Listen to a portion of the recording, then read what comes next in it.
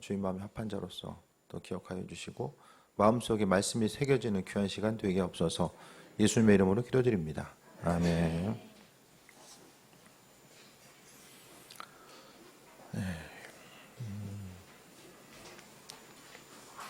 오늘 본문 말씀 가운데 혈류증으로 앓은 한 여인이 있게 되죠. 혈류증 우리가 생각하면은 몸이 아파서 힘들겠구나 이렇게 이제 생각할 텐데 몸 아픈 것만 문제가 아니라 구약 성경에 있어서 혈류증이 있으면 뭐가 문제가 되냐면 이제 부정하게 되는 거예요. 그러니까 공동체 가운데 참여할 수도 없고 또 예배 가운데 모임 가운데 참여할 수가 없는 거예요. 그러니까 혈류증이 이제 다 치유받기 이전까지는 그 맡겨진 것들, 그러니까 공동체 안에서 정상적인 삶의 행동을 할 수가 없다라는 것을 말씀드립니다. 지금 이 시대에 이제 예수님 당시도 그렇고요. 제가 전에도 한번 말씀드린 것 같은데 학교에서 제가 이제 대학원 공부할 때 그 교수님이 이제 여자분이었었는데 그 이스라엘에서 공부를 이제 박사과정을 이스라엘에서 했어요. 근데 이스라엘에 그 정통 유대인들이 다니는 대학이 있어요. 그러니까 일반 유대인들뿐만 아니라 그 특별히 이제 정통 유대인들만 모여서 그 성경에 보면은 TV에 보면은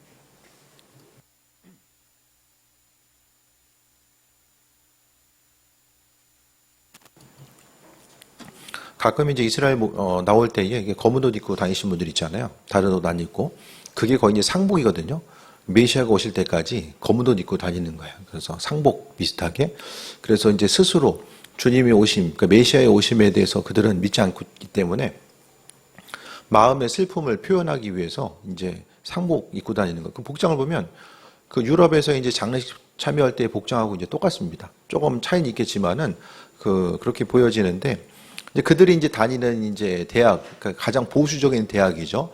그 대학을 다니는데 어느 날 본인이 이제 이 교수님이 느낀 게 뭐냐면 본인이 앉았던 자리에 다른 이제 사람들이 안 앉는 거예요. 그 왜 그럴까를 생각했을 때에 본인이 이제 어쨌든 그 생리 기간이 있을 때에 혹시 모르니까 그 주변에 있어서의 그 정통 유대인들이 그 자리에 안 앉는 거예요. 스스로 부정하게 될까봐. 그러니까 지금도 그들의 율법 가운데서는 구약에 있어서의 그대로 율법을 지키고 지금까지 이제 살아오잖아요. 있는 그대로 좀 지키려고 지금도 힘씁니다. 근데 예수님 당시에도 보면은 이와 같은 상황, 지금도 그런데 예수님 당시에 보면은 얼마나 많이 그 혈류증으로 인해서 얼마나 많은 고통을 당했을까라는 생각을 좀 해보게 됩니다. 그러니까 다른 것이 아니라 이 고난의 그 중심에는 관계의 단절이 있어요. 몸도 아픈데요. 내 주변에 사람이 없어지는 거예요. 공동체 가운데도 들어갈 수 없는 거. 그러니까 육적인, 영적인 질병이 동시에 있을 수밖에 없는 상황들이 있는 거죠.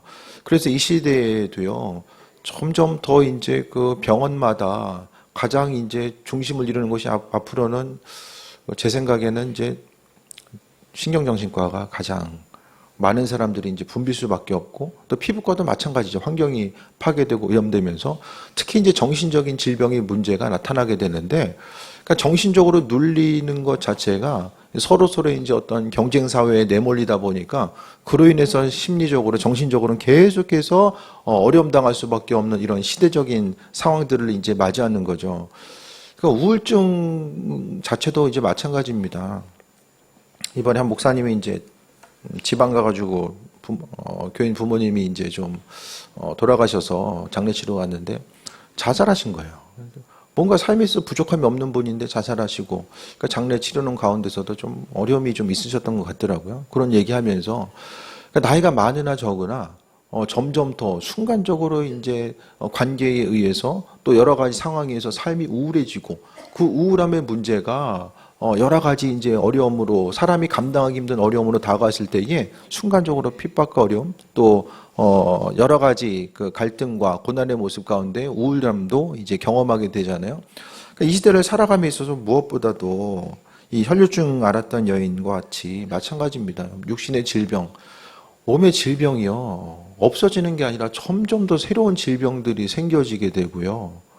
또 이전에는요, 그래도 내 나이가 이 정도 되면 암이 뭐 질병이 이제 뭐 정복이 되고 이런 기대감들이 많이 있었잖아요. 근데 시간이 가면 갈수록 질병이 더 생겨지고 사람이 감당하기 힘든 여러 가지 환난과 어려움들이 계속되고요.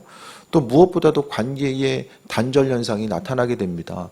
점점 더 밖에 나와서 활동하기보다는 혼자 있는 부분들을 또 선호하게 되고, 또 젊은 층으로 가면 갈수록 이제 세대가 바뀌어지게 되고, 똑같은 20대라고 할지라도 그 20대 안에서의 이 세대 간의 격차와 또 갈등의 문제가 계속해서 나타나는 그 여러 가지 현상들이 있게 됩니다. 우리가 생각했을 때에 혈류증을 앓은 한 여인, 그러니까 예수님은요, 이 땅 가운데 하나님 나라가 어떤 부분이, 하나님 나라가 또 어떤 곳인지를 우리에게 말씀해 주셨고, 또 하나님 나라 가운데 하나님 나라가 임했을 때 우리가 경험하게 되는 기쁨과 소망함이 무엇인지를 우리에게 한 사람 한 사람에게 또 말씀해 주셨습니다. 이 여인은요, 본인이 가지고 있었던 여러 가지 어려움들, 육신의 질병과 또 관계의 단절로부터 오는, 공동체로부터 배제되는 이런 고난으로부터 다가오게 되는 여러 가지 어려움들을 해결받죠. 어떤 것으로 인해서? 예수님을 만나는 것으로 인해서 해결받습니다. 삶에 있어서요, 여러 가지 다양한 복잡한 문제가 있다라고 할지라도 우리에게 있어서 중요한 것은요, 그 모든 문제는 주님과의 관계성 가운데 풀어나가야 된다는 사실을 말씀합니다. 계속해서 사람들과의 관계성 가운데 있으면 그 관계에 있기 때문에 어려움이 있고요, 또 관계에서 벗어나면 관계에서 벗어나기 때문에 또 어려움들이 생겨요. 그러니까 크고 작은 어려움들이 항상 우리 주변 가운데 이제 그 산재되어 있는데, 우리가 항상 조심하고 또 중심을 둬야 될 것은 주님과의 관계성. 그것이 우리로 하여금 의의 길로, 생명의 길로 이끌고 나아가는 것임을 보게 됩니다. 26절에 많은 의사에게 많은 괴로움을 받았고 가진 것도 다 허비하였을 때 아무 효험도 없고 도리어 더 중하여졌던 차에, 그러니까 이 당시에 뭐 의료 시설이라든지 의료적인 부분들이 얼마나 뭐 변변치 않았겠죠. 그래서 있던 것도 다 허비하고 이 모양 저 모양으로 어려움을 경험하고 있었던 차에 27절에 보니까 예수의 소문을 듣고 무리 가운데 끼어 뒤로 와서 그의 옷에 손을 대니, 예수님에 대한 소문을 들었어요. 소문을 들었다는 것은 어떤 사람이 있는 거죠? 소문을 낸 사람이 있는 거죠. 하나님께서 우리에게 은혜로 허락해 주시면요, 그 주님 주신 은혜를 나아가서 전하라는 거예요. 받은 은혜를 주신 것은, 그 은혜는요, 우리의 삶에 있어서 끝나는 것이 아니라 그 은혜를 흘려보내는 그 귀한 삶을 살아가는 것이 삶의 목적이 되어야 됨을 말씀하고 있습니다. 이 여인도 주변에서 이야기하는 사람이 없었으면 알지 못했을 거예요. 그래서 이 여인은 주변 사람들에게 예수의 소문을 듣고 나서 실제적으로 움직이게 됩니다. 이 움직임은 뭐랑 비슷하냐면요, 씨 뿌리는 자의 비유에서 말씀을 들었을 때에 풍성하게 열매 맺는, 그러니까 좋은 밭이 되어서 그 씨가 뿌려졌을 때에 60배, 100배 결실한 열매 맺은 밭이죠. 우리도 마찬가지입니다. 하나님 말씀이 우리의 심령 가운데 비춰졌을 때에 그 말씀이 풍성하게 열매 맺는 삶, 그 열매 맺음이 무엇인지를 이 혈류병 걸린 여인은 우리에게 분명하게 말씀해 주고 있어요. 그 대표적인 예가 오늘 혈류병 걸린 여인이라는 거죠. 말씀을 듣고 나서 그런가 보다 하는 것이 아니라 움직일 수 있는, 그러니까 은혜 받았다라는 건요, 주님의 말씀에 은혜 받았다라는 것은 몰랐던 것을 알게 되는 것이나 그런가 보다 여기서 끝나는 것이 아니라 실제적으로 우리도 알고 움직이게 하고 반응하게 하는 것이 실제적인 은혜입니다. 그래서 은혜 받았습니다라고 서로 나누는 것은 그 말씀 한 구절로 인해서 우리의 삶이 변화되고 실제적으로 그 말씀이 도움이 되어서 우리의 삶의 여정 가운데 하나님을 경험하는 것으로 이어지는 거죠. 예수의 소문을 듣고 무리 가운데 끼어 뒤로 와서 그 옷에 손을 대었다라고 말씀합니다. 왜냐하면 28절에 이는 내가 그의 옷에만 손을 대어도 구원을 받을까 함이라 생각함이로라 라고 합니다. 이게 무슨 얘기죠? 언젠가도 말씀드렸던 것처럼 이게 바로 창조적인 믿음이에요. 예수님께 가가지고 직접적으로 어떤 안수 기도를 받고 나아가는 거, 그래야지만이 치유받을 수 있다라고 생각했던 것이 아니라 그냥 소문을 듣고 나서 내가 가서, 그러니까 지금 입장 자체가 예수님한테 가가지고 이제 직접 기도받을 수 있는 사실 입장도 아니었죠. 왜냐면은 뒤에 보면은 이제 여인이 좀 두려워 떠는 모습을 보이잖아요. 나는 움직여가지고 그 사람 많은데 부딪혀서 가게 되면 어떻습니까? 옆 사람 부딪히잖아요. 그러면 계속해서 부딪히다 보면 뭐가 나타납니까? 옆 사람 부정회가 돼가지고 성전에 못 가요. 그러니까 상당히 민폐를 끼칠 수밖에 없는 이런 환경이었던 거예요. 그래서 여기서 이제 그 몸에 어떤 그 나병이나 유출병이 있으면은 스스로를 어딜 다니든지 간에 얘기를 하면서 다녀야 돼. 나 이런 문제가 있다라고 얘기하면서 다녀야 돼. 그게 뭐냐? 부정하다, 부정하다. 나 스스로를 부정하다라고 소리하면서 내면서 다녀야 돼. 그래야지만이 주변 사람들이 나를 인식하기 때문에. 그 정도로 환난과 어려움을 경험하는 그 모습 가운데서 이 여인은 뭐라고 생각합니까? 옷에 손을 대면 나을 수 있겠다라고 하는, 이전에는 전혀 생각할 수 없었던, 누구도 생각할 수 없었던 거예요. 예수님의 옷자락에 손을 만지면, 손을 옷자락에 대면 병이 나을 수 있겠다라고 그만한 믿음에 대해서 보인 사람이 없었던 거예요. 이게 바로 창조적인 믿음입니다. 그러니까 하나님은요, 우리의 생각과 관점 가운데 가둘 수 있는 분이 아니라 그분의 놀라운 은혜와 능력. 그러니까 내가 중요한 것은 믿음을 보이고 나아가는 거예요. 주님께서 내 육신의 질병이 치유받는 것을 원하신다라는 거, 또 주님께서 원하시는 믿음의 분량이 내게 있는가에 대해서 생각해보고 나아가는 거죠. 주님 옆에서 말씀을 수없이 들었던 제자들도 아니고 그냥 힘들고 어려운 가운데 말씀 한 구절이 인생에 있어서의 단비가 되어서 그 말씀을 붙들고 생각한 거죠. 그러니까 우리는요, 말씀 들려졌을 때 생각을 해야 돼요. 말씀을 잘 생각을 해야 됩니다.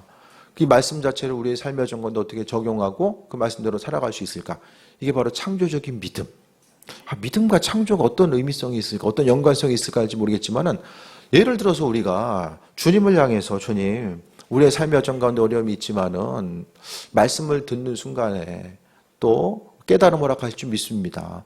내가 고민하고 갈등하는 문제가 이 예배 시간을 통해서 하나님께서 지혜 주셔서 이 문제에 대한 지혜를 하나님께 주실 줄 믿습니다. 아니면 문제 해결 또한 하나님의 방법대로 하실 줄 믿습니다라는 그 예배 가운데 또 기도하는 그 순간 그분께 기대함과 소망함을 두고 나아가는 거, 이게 다 믿음의 영역이거든요. 나와 하나님과의 관계성 가운데서 온전한 믿음으로 선포하고 나아가는 거. 그래서 그러니까 이후에 이제 그 주변에 소문이 나니까 다른 사람들이 다 예수님의 옷자락을 만지기 위해서 움직이는 거죠. 예수의 소문을 듣고 나아가서 옷에 손을 대고 그 다음에 구원 받으리라 이제 생각한 거예요. 옷에만 손을 대어도 구원을 받으리라 생각한 거. 그 생각이 어떻게 됩니까? 29절에 이에 그의 혈류의 근원이 곧 마름에 병이 나온 줄 몸에 깨달으니라. 감기 걸렸어도 이제 좀 몸이 회복되는 것을 스스로 느끼잖아요. 그러니까 질병이 중했기 때문에 스스로 이제 회복되었을 때의 그 회복함에 대한 그 느낌도 바로 이제 확실히 이제 경험할 수 있었던 것 같아요. 했던 것이 계속해서 뭐 간구하고 기도하고 예수님 고쳐주세요 막 어떤 과정이 있지 않아요. 그냥 이 여인이 했던 것은 그러니까 결국 하나님께서 인정받을 만한 믿음, 하나님이 이 여인의 믿음에 대해서 인정하신 것이잖아요. 우리의 삶의 여정 가운데서도요, 갖가지 경험하게 되는 여러 가지 어려움들을 다른 것이 아니라 주님과의 관계성 가운데서 해결받고자 하는 그 모습. 인생의 순간순간이 하나 해결하면 또 하나의 어려움이 있을 수밖에 없잖아요. 다들 자녀들에게도 공부 열심히 하라고 하잖아요. 공부 열심히 하라고 하는 이유가 뭐죠? 좋은 직장 들어가야 되니까 그렇잖아요. 공부 열심히 해가지고 인류의 그 풍성함과 세계 평화를 위해서 기여하라고, 뭐 공부 열심히 하라고 한 집 몇 집이나 있겠어요? 다 좋은 직장 들어가라고. 근데 이번에 장로님들 그 교육을 하면서 잠깐 얘기 나올 기회가 있었는데, 좀 큰 기업 다니신 분도 있더라고. 그러면서 들리는 얘기가, 예전에는 이제 출퇴근 때에 어떤 카드 찍었잖아요. 출퇴근 카드. 근데 요즘에는 뭐 지문하다가 이제는 뭘로 하냐면은 그 안면 인식. 그 들어가고 나가는 거를 안면 인식을 해야 되는 거예요. 내 얼굴이 거기 비치지 않으면은 출퇴근이 안 돼. 이 애누리 없는 세상. 거기다가 또 한 분이 어떤 얘기를 하냐면, 그 기업체는 그러니까 뭐든지 삼성이 하면 다른 기업이 다 따라한다는 거예요. 그 기업체는 이제 10분 이상 자리 비우면 표시가 돼. 그 10분 이상 비우면은 거기서 책임자가 어떤 출장을 가든 무슨 일이 있다는 거 체크를 해줘야 돼. 이거 안 해주면은 연차에서 까는 거예요, 시간을.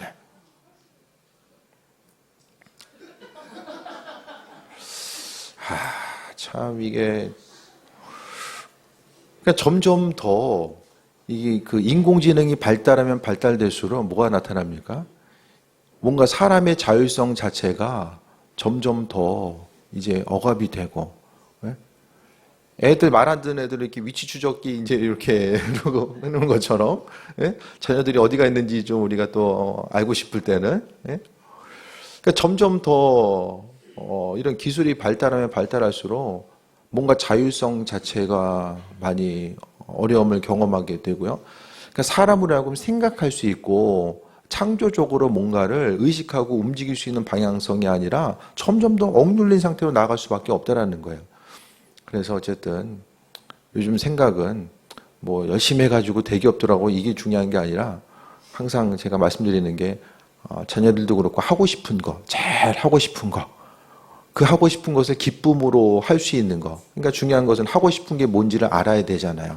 그걸 해야지만이 인생의 순간순간 다른 누군가에게 소모품이 아니라 정말 내 인생의 그 하나님과의 관계성 가운데 주인 되시고 그 은혜 가운데 풍성함과 기쁨을 누릴 수 있어요.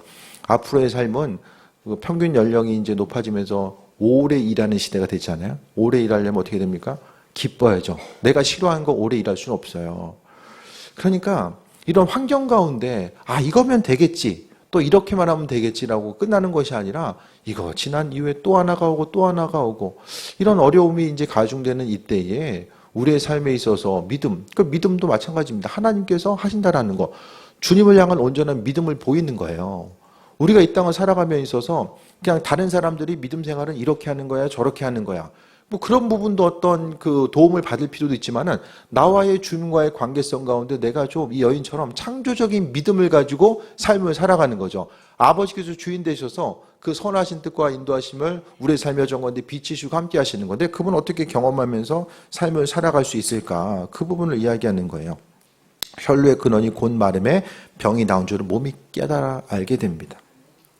그러면서 30절에 예수님께서 그 능력이 자기에게서 나간 줄을 스스로 아시고 무리 가운데 돌이켜 말씀하시되 누가 내 옷에 손을 대었느냐 하시니 제자들이 어떻게 반응합니까? 제자들이 여쭤오되 무리가 에워싸 미는 것을 보시고 누가 내게 손을 대었냐 물으시나이까 하되 이게 무슨 말입니까? 사람이 많아. 누가 나한테 손 댔냐? 내 옷 누가 만졌냐? 이렇게 얘기하니까 제자들이 아니 사람이 한두 명도 아니고 한두 사람도 아닌데 누가 옷에 손을 댔는지 그거 왜 묻냐. 지금 좀 이렇게 버릇없을 때가 좀 있어요. 제자들이 가끔 예수님을 향해서 뭔가 좀 이렇게 책망하는 것은 아니지만 이렇게 따져 물을 때가 좀 있거든요. 오병이어의 기적 가운데서도 이거 먹을 거 줘야 되지 않겠어 했더니 아니 돈이 지금 이렇게 있어야 되는데 지금 어디서 이거 뭐 먹이라고 지금 이런 얘기 하십니까? 이런 비슷한 뉘앙스가 나오잖아요. 예수님께서 왜 물어보신 거예요? 이 일을 행한 여자를 보려고라고 말씀하십니다. 그러니까 예수님께서 누가 손을 대었을 때에 주님의 능력이 흘러간 거. 이게 이제 또 하나의 보게 되면 이제 기름 부음이죠, 기름 부음. 성령 충만함이 예수님 안에 있고 그 기름 부음이 전달되는 거죠. 그래서 그 신약에 보게 되면 사도행전의 내용을 통해서 보게 되면 사도 바울의 수건을 통해서도 그 수건 하나를 통해서도 이 치유가 나타나는 모습들이 나오잖아요. 그러니까 하나님의 능력의 역사가 이 기름 부음을 통해서 흘러가게 되는 현상들이 나타나거든요. 굳이 이 치유의 이제 메커니즘 이런 것들을 보게 되면 성령께서 함께하여 주시고 또 성령의 능력이 예수님의 옷자락을 통해서 전달돼 나아가는 이런 과정들 자체를 또 말씀하고 있습니다. 그러니까 예수님은요 믿음 있는 사람들을 귀하게 여기셨어요. 그냥 치유 받았구나. 그러고 이제 흘러가는 것이 아니라 그 한 사람 한 사람을 귀하게 여기셨다는 거예요. 이 시대 가운데서 주님께서 정말 기뻐하는 한 사람 한 사람이 누굴까? 주님께서 찾으시는 그 귀한 한 사람이 누굴까? 다른 어떤 사람보다도 믿음 있는 사람. 이 시대 가운데서 아버지의 선하심과 인도하심, 주님의 창조주 되심에 대해서 기억하고 믿음을 보이고 삶을 살아가는 그 한 사람 한 사람을 주님이 귀하게 여기시고 은혜로 함께 하시지 않을까라는 생각을 좀 해보게 됩니다. 혈류병인 여인에 대해서 질병은 여인에게만 있는 것이 아니잖아요. 몸이 아프면 어떻습니까? 우리도 마찬가지로 관계에 단절이 나타나잖아요. 몸이 아프면은 활동하는 것이 제약이 있을 수밖에 없고 또 관계를 형성해 나가는 데 있어서도 어려움을 경험할 수밖에 없습니다. 점점 더 시간이 가면 갈수록 마찬가지죠. 힌두교회 목사님이 이제 60 되신 것 같아요. 네. 어제 잠깐 만났는데 한 해 한 해가 다르다. 몸을 움직이는 거나 기억력이 막 감퇴되는 거, 말도 꼬이고 좀 교회도 보면 이제 비슷한 연령대들이 계시잖아요. 아직까지 저는 죄송합니다.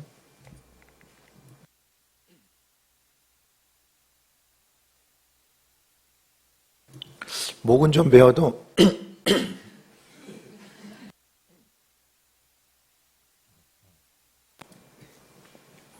기억력 감퇴나 뭐 아직 그 정도까지는 아니거든요. 그래서 참 아직은 감사한데 그래서 교인들을 생각 갑자기 들더라고요. 기도한다 안 한다고 맨날 쪼기만 했는데 이게 아니라 정말 이게 한 해 한 해가 다를 수 있겠구나. 그래서 다시 한번 좀 생각을 해보게 되는 잠깐 좀 스치는 생각이 좀 들었어요. 60 이상인 분들은 제가 조금 좀 감안을 해드려서 한 번쯤 60 이전까지는 열심히 하시고 그 이후에서는 좀 혜택을 좀 드려야 되나 좀. 우리 교회 많은 혜택을 드리는 거예요, 사실. 잘 생각해 보세요. 노인들, 그 어르신들을 공경하는 이 교회. 어쨌든 이건 뭐 다른 얘기니까. 그래서 관계의 어려움들, 그런 것이 있을 때에 언젠가는 사람이 더 혼자 남잖아요. 우리나라도 점점 더 1인 가구가 이제 많아지는 시대를 살아갈 수밖에 없는데, 주변에 있는 한 사람이 점점 더 사라지고, 이제 하진이도 이제 4년 있으면 군대 가야 되고, 6년 있으면 또 둘째도 가야 되고, 이제 언젠가는 다 우리 하영이 결혼 일찍 한다고 그랬어요. 그래서 이제 30 전에 없어질 것 같아. 그래서 이제 한 사람이 이제 없어지고 나면 다 혼자 남고, 외로움의 시기, 그 외로움의 시기를 또 맞이할 수밖에 없고. 김동희 집사님 저기 대상포진 걸렸을 때 이게 벽에다가 등 긁었다는 얘기 듣고 제가 참, 이게 웃을 건 아닌데 참 이렇게 좀 누구에게나 다 이렇게 어려움들이 있을 수 있잖아요. 주님의 도우심에 대해 생각했을 때에 세상을 바라보면서 우리가 큰 영광을 구하기보다는 하루하루 살아가는 게 은혜잖아요. 육신의 고통이 있고 관계에 단절이 있어도 그래도 사람이 믿을 곳이 있다라는 거, 그것이 얼마나 큰 은혜인가. 내 마음 들 곳도 없고 몸이 아프고 환난과 어려움이 있을 때 기도할 곳도 없고 그냥 세상이 그냥 규정해 준 대로 내가 내 인생 살아가기만 한다면 그 안에서 이 경쟁 그 사회 가운데서 삶의 모습이 정말 힘들고 어려울 수밖에 없을 거예요. 이 여인에 대해서 주님께서는 만나주시고 오늘 함께 해주셨거든요. 그러면서 여자를 둘러보셨을 때 여자가 이야기합니다. 33절에 여자가 자기에게 이루어진 일을 알고 두려워하여 떨며 와서 그 앞에 엎드려 모든 사실을 여쭈니, 모든 사실을 여쭈었을 때에 이거 돌에 맞아도 할 말이 없는 상황인 거예요. 이 여인으로 인해서 수많은 사람들이 부정해질 수밖에 없는 이런 사회적인 분위기 때문에. 근데 예수님께서 뭐라고 말씀하십니까? 딸아, 내 믿음이 너를 구원하였으니 평안히 가라. 내 병에서 너의 건강할지어다. 딸이라고 칭해주세요. 이 여인을 향해서. 자녀로 삼아주신 거예요. 그러니까 우리가요, 성경에서 치유받는 모든 사람들이 그들이 치유를 받았지만 또 한순간에 다 이제 뭐 지금까지 살아있는 사람 없잖아요. 다 죽잖아요. 근데 성경에 있어서의 치유받은 이 한 사람 한 사람의 핵심은요, 몸이 단순히 고침받았다는 그곳에서 끝나는 것이 아니라 몸의 치유를 통해서 영혼의 치유가 나타나게 돼요. 창조주 하나님과 그분의 아들 예수 그리스도가 누구인지를 깨달아 알게 되는 영혼과 육체 가운데서의 동시에 회복이 나타나게 됩니다. 그래서 평안히 가라. 내 병에서 너의 건강할지어다. 육신의 병이 치유받았잖아요. 근데 예수님께서 또 왜 선포하실까? 병에서 너의 건강할지어다. 이것은요, 마음속에 있는 관계의 단절로부터 있는, 아니 12회 12년을 주변 사람들로부터, 공동체로부터, 집으로부터 벗어나서 있을 수밖에 없는 이런 안타까운 상황. 이 당시 보면은요, 말씀 준비하면서 12년 하면 인생에서 뭐 긴 시간이긴 한데 그 정도 생각하잖아요. 하지만 이 당시에 평균 연령을 생각했을 때 12년이라는 시간은요, 누구에게 있어서는 인생의 3분의 1이 될 수 있고 4분의 1이 될 수 있는 거예요. 그 엄청나게 긴 시간을 통해서 공동체로부터 벗어나는 이런 안타까운 상황에 놓여져 있을 때에 단순히 이 공동체에 벗어난다는 것은요, 예배 공동체로서의 벗어나는 걸 이야기해요. 그냥 어떤 모임이 아니라 예배 공동체.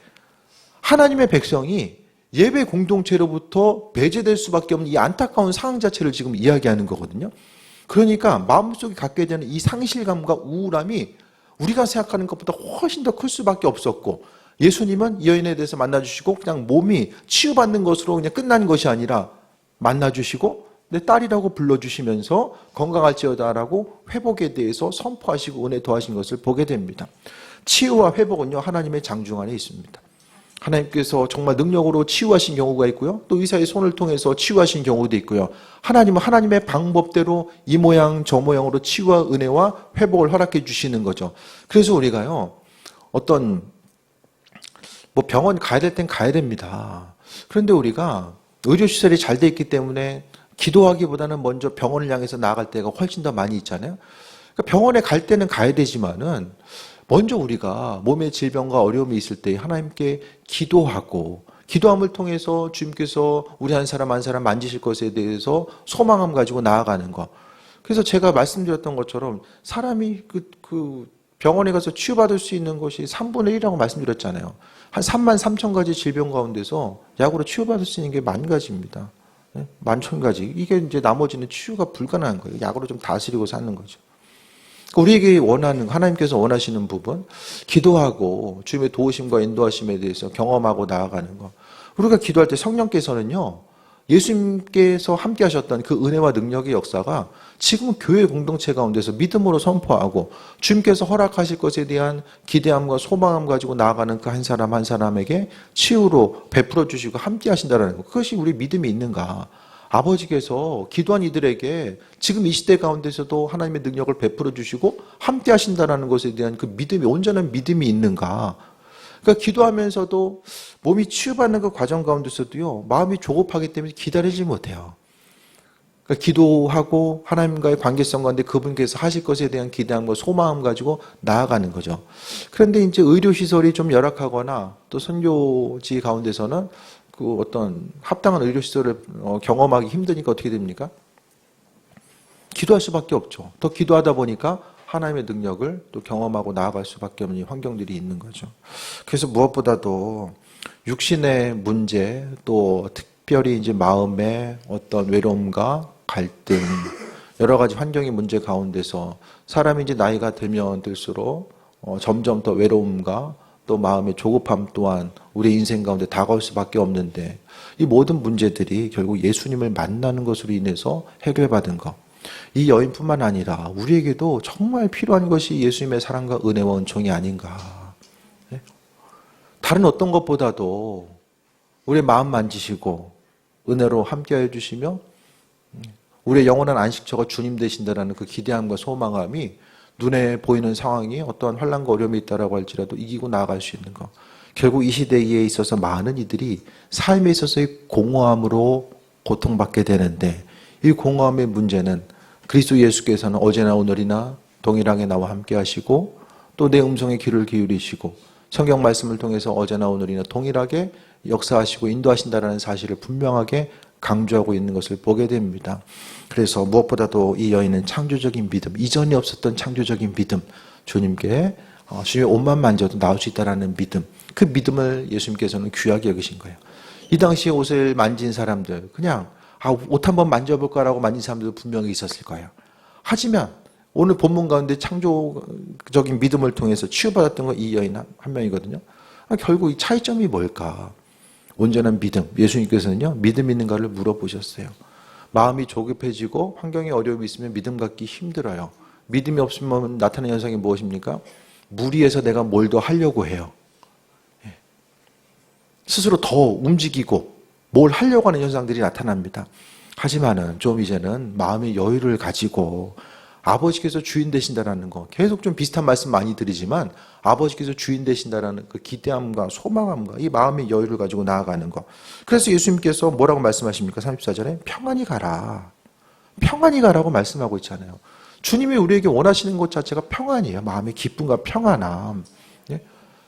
결국 예수님 만난 것으로 인해서 기쁨과 평안함이 마음속에 임하게 되고, 이 여인의 삶은 이전의 모습이 육신의 질병과 공동체로부터의 단절의 모습이 주님께서 허락하신 은혜와 평안함을 통해서 삶의 모습이 변화되었을 것입니다. 우리 한 사람 한 사람이 결국에는 내 마음에 평안이 있어야지만 그 평안이 주변 사람들에게 흘러가고, 여기서 이야기하는 것처럼 예수의 소문을 듣고 우리가 예수의 소문을 낼 수 있는 것. 전도라는 게 예수의 소문 내는 거잖아요. 예수님께서 나에게 행하신 일들, 그 일들에 대해서 소문을 내는 것이 복음 전파입니다. 그래서 삶의 여정 가운데 점점 더 이제는 뭐 젊은 세대로 가면 갈수록 그리스도 예수 주님이 누구인지, 인생에 있어서 행할 수 있는 거, 또 삶에 있어서의 여러 가지 문제들. 이전에는 그 문제들이 가족 공동체를 통해서 해결됐다고 한다면 이제는 이제 병원을 찾게 되고 그 안에서 해결받고자 하는 거. 근데 그 모든 것들이 다 완벽한 해결을 이룰 수가 없잖아요. 그러니까 우리에게 있어서 세월이 지나가면 지나갈수록 한 가지 분명한 것은, 그렇기 때문에 내 인생에 그리스도 예수 주님이 필요할 수밖에 없구나. 우리 한 사람 한 사람이 힘이 빠질수록 그렇기 때문에 예수님 의지하고 주님께서 주인 되시는 삶을 살아갈 수밖에 없구나. 이 사실이 날마다 더 새롭게 우리 인생 가운데 다가오게 될 줄 믿습니다. 그래서 무엇보다도 우리 믿음의 분량을 돌아보시고, 주님께서 우리 각 사람에게 원하시는 믿음의 분량이 무엇일까를 돌아보며 하나님 말씀이 우리에게 주어졌을 때에 그 말씀대로 구체적으로 반응하고 움직임을 통해서 우리의 삶의 모습이 조금 더 기쁨과 평안함으로 되어지고, 또 내 안에 평안함이 있기 때문에 힘들고 어려워하는 그들을 향해서 내 평안함이 그대로 흘러가서 내가 속한 그곳에 다툼과 분쟁이 아니라 기쁨과 평안함으로 우리의 삶이 소생케 되고 은혜 가운데 풍성함을 누리는 귀한 삶을 살게 될 줄 믿습니다. 그래서 이번 한 주간도 이제 친척들 만나거나 했을 때에 힘든 얘기가 있을 때 거기다가 더 숟가락 얹어가지고 나는 더 힘들어 이거 하지 마시고, 그냥 있으나 없으나 있는 것처럼 정말 어려움이 있어도 내 안에 그리스도의 평강, 그것을 가지고 전하는 삶, 이것이 우리에게 있어서 주님을 증거하는 삶이 되지 않을까, 이런 생각을 해보게 됩니다. 그래서 믿음으로써 또 새해 먹고 나아가시고요. 오늘 본문 가운데 이 여인에게 허락하셨던 아버지의 말씀, 평안히 가라. 그리스도 예수의 평강이 이번 한 주간도 우리 10년 가운데 가득하게 되길 주의 이름으로 축원드립니다. 왕이신 내 하나님 찬양하고 주신 말씀을 들고 기도합니다.